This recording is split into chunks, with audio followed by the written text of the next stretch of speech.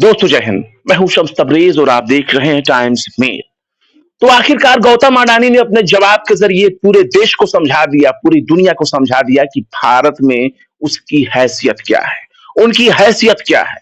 उन्होंने अपने ऊपर हुए सवालों पर, अपने ऊपर लगे सवालों पर, अपने ऊपर हुए हमलों को, अपनी कंपनी पर हुए हमलों को भारत पर हमला करार दे रहे हैं।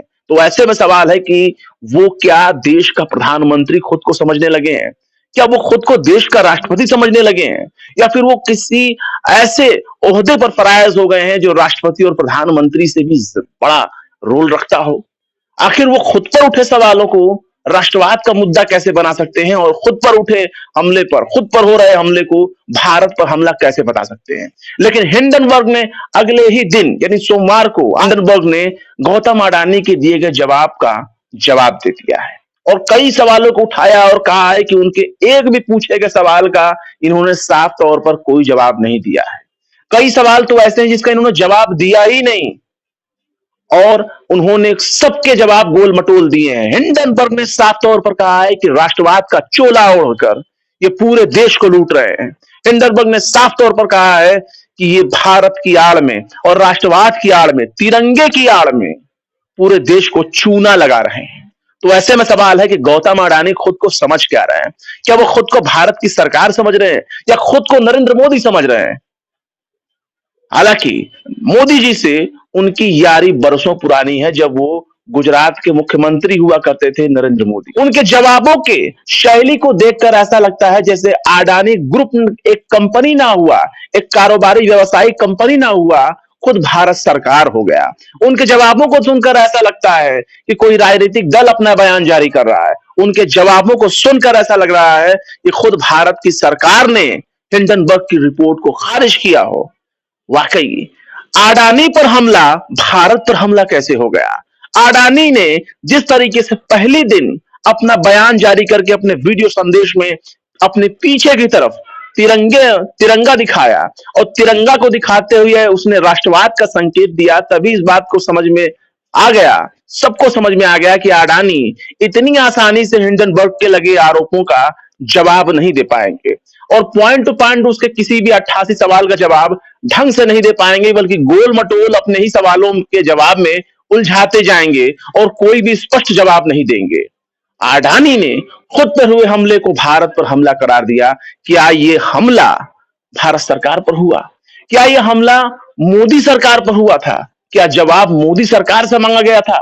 यही तो सवाल है जिसका जवाब देने से गौतम अडानी बच रहे हैं और अडानी ग्रुप बच रहा है, क्योंकि जो भी आरोप लगे हैं वो गौतम अडानी और उनके कंपनियों पर लगे हैं और उनके कंपनियों के जरिए जिस तरीके से डेटा मैनिपुलेट करने की कोशिश की गई, धोखाधड़ी करके अपने शेयरों को बढ़ा चढ़ाकर पेश किया गया ताकि उसी बढ़े हुए शेयर्स के आधार पर उनको जो है सरकारी बैंक्स लोन दे सकें और उनके उसी बढ़े हुए शेयर्स को देख करके उनके निवेशकों का हौसला बढ़ सके और वो खूब मुनाफा कूट सकें, पैसा कमा सकें।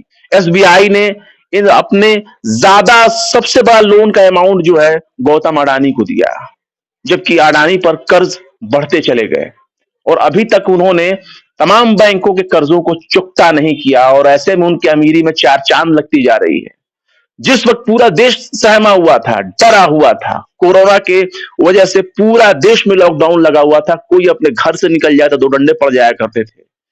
उस दौरान भी गौतम अडानी ही एकमात्र ऐसे व्यक्ति नजर आए पूरे देश में जिनकी दौलत में काफी इजाफा होता चला गया।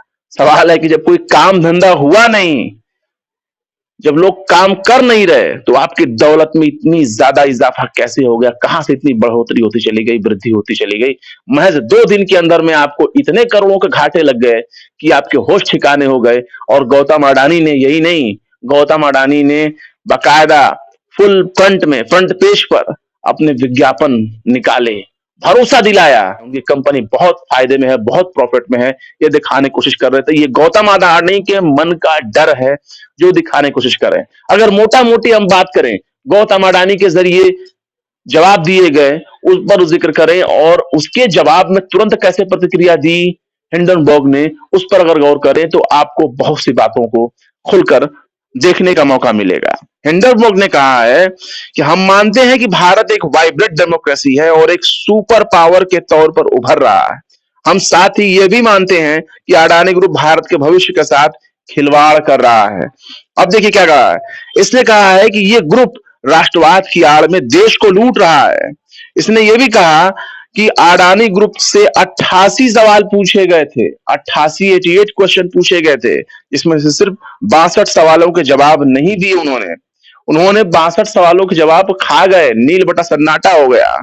इसमें से कई सवाल ट्रांजैक्शन की प्रवृत्ति और हितों के टकराव के बारे में पूछे गए थे, लेकिन अडानी ने इसका कोई जवाब नहीं दिया। नहीं, अडानी ग्रुप ने एक तरह से रिपोर्ट की पुष्टि कर दी है। यानी ग्रुप ये सवाल कर रहा है कि अडानी ने उसके एक भी सवाल का जवाब नहीं दिया, एक भी सवाल का ढंग से जवाब नहीं दिया, और 62 सवालों को तो एकदम खा गए, उसका जवाब ही नहीं दिया।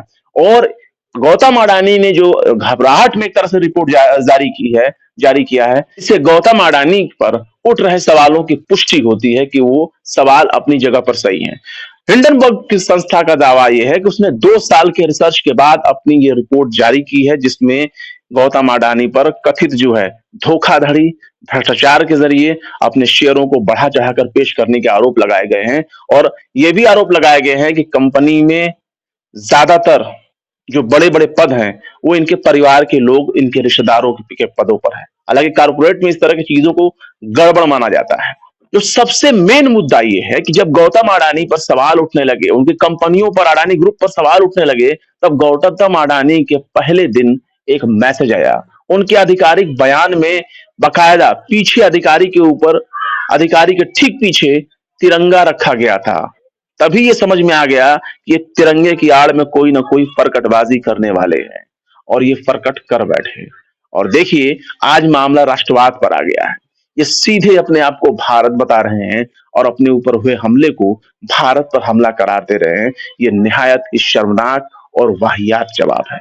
जिस तरह से ये अपने ऊपर हुए हमलों को राष्ट्रवाद से जोड़ रहे हैं, देश प्रेम से जोड़ रहे हैं, और ये दिखाने की कोशिश कर रहे हैं कि वो भारत के सपने को पूरा कर रहे हैं, और उन पर हुआ हमला देश पर हमला है। फिलहाल क्या कहेंगे इस वीडियो के बारे में कमेंट बॉक्स में जरूर बताएं। वीडियो पसंद आए तो लाइक करें, शेयर करें, और बेबाक, निष्पक्ष, स्वतंत्र पत्रकारिता को सपोर्ट करने के लिए हमारे चैनल टाइम्स मेल को जरूर सब्सक्राइब करें। और हाँ, बेल आइकन घंटी वाले बटन को भी जरूर दबा दें, ताकि हमारे चैनल पर आने वाले नए वीडियो की नोटिफिकेशन आपको फौरन ही मिल जाए। फिर मिलते हैं किसी और वीडियो में एक नई खबर के साथ। शम्स तबरेज को दीजिए इजाजत। जय हिंद। तो देख लिया आपने हमारे इस वीडियो को। हमें उम्मीद है कि आपने हमारे वीडियो को लाइक किया होगा और दूसरों को भी शेयर किया होगा। अगर अभी तक आपने हमारे चैनल टाइम्स मेल को सब्सक्राइब नहीं किया है तो जल्दी से सब्सक्राइब कर दें और बेल आइकन भी प्रेस कर दें।